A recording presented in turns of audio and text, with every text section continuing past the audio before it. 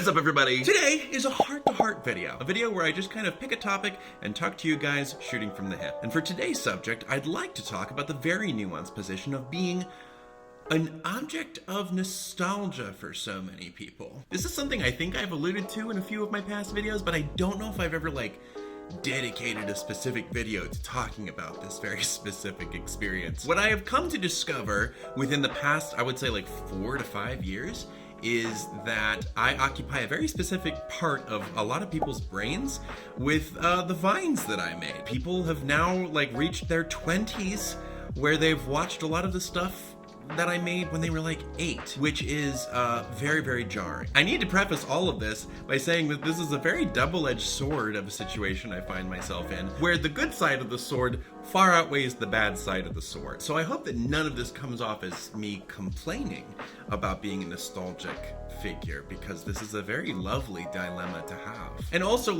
I understand a lot of people probably deal with this to a much bigger extent than I do. I'm just trying to relay what little experience I have with this to you all, and seeing if it makes any sense whatsoever. Essentially, the dilemma is that I was able to make a lot of vines, a lot of funny videos that occupy a very happy part of people's memories. What a lovely thing.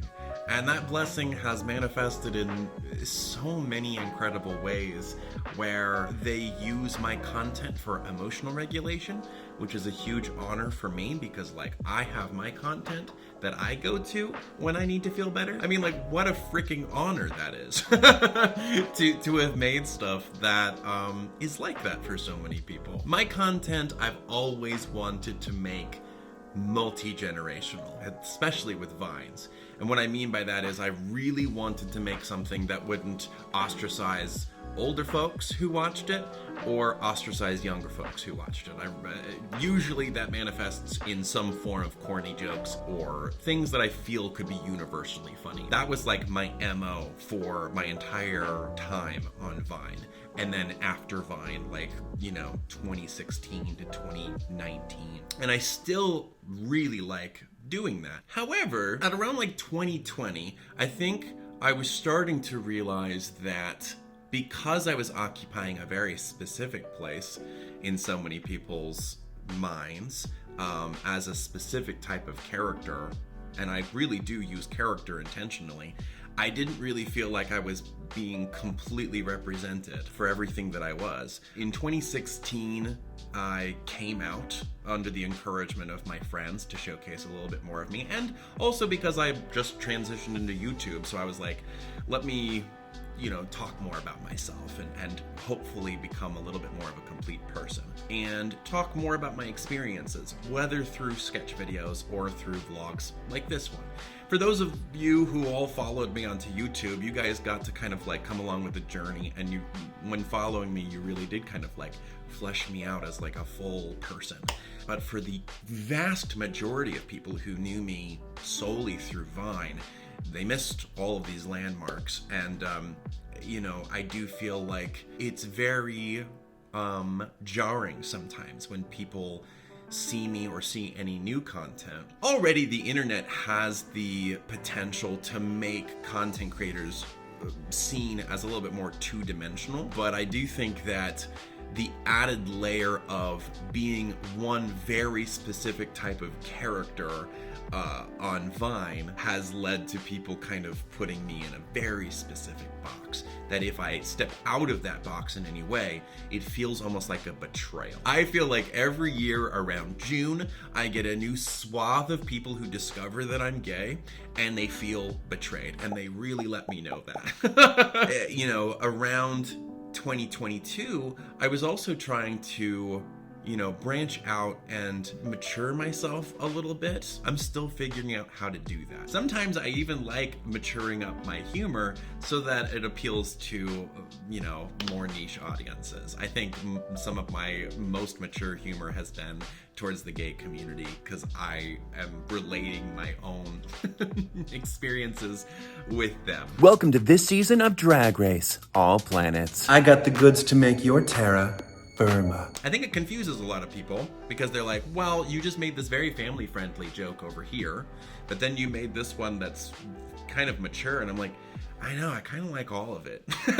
It's like, I feel like that is the case for a lot of people. I haven't just completely given up or not liked any of my very, very corny short video comedy. Like, I still love the Vine too. I love all of it. Figuring out that layer of growth while not feeling guilty about betraying people's visions of me is difficult. And I don't really have a solution to it. I just wanted to kind of like talk about it because I'm going through that journey, and I think I'll be continuing to go through that journey. The other dilemma I seem to struggle with is the fact that people really judge how quickly time has gone by based off of how people that they know have aged. By that I mean, they will maybe see a video of you and go, oh my gosh, this is what he looks like now? I'm getting so old. Those comments really can with you.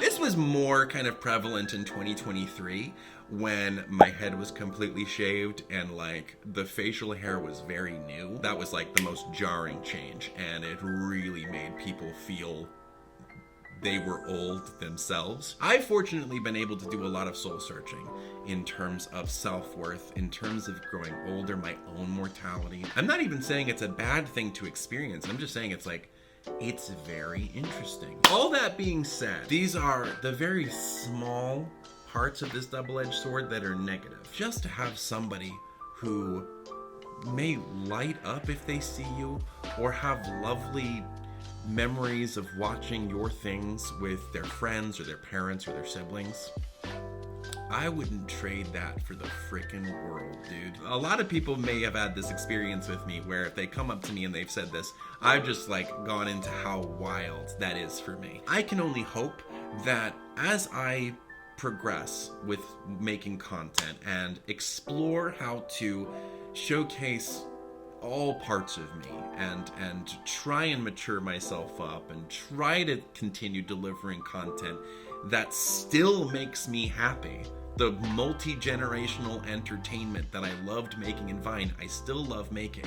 I just hope that as I continue this journey in figuring that stuff out, that people understand. Sometimes the things that I make or the things that I share may not really align or feel in the same boat as the things that I made while on Vine, but it feels right for me at this time, you know? It showcases a little bit more of me and who I am, and you know, all parts of me that I want to explore. Sometimes, you know, I will make a very, very light-hearted song or short video that's filled with corny humor. And sometimes I will make a video where my character and his relationship with sleep is somewhat sexual.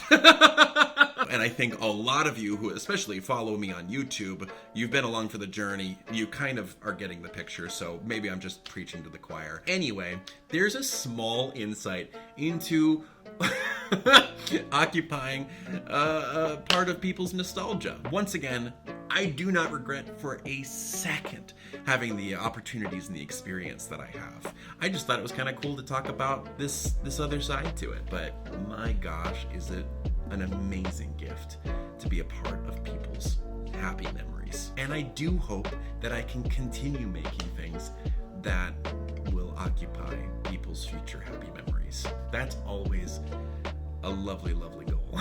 Thank you all so much for letting me ramble to you all. I appreciate all of your support, and thank you so much for just giving a watch to all of the random videos that I decide to make on my channel. It's always a freaking blessing, and it's always lovely to have you guys here watching. If you're interested in any of our previous videos, you can click over here, or if you're new to the channel and would like to subscribe, click down here.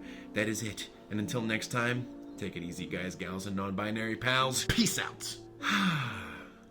I don't know what's gonna be usable in this, but I filmed it.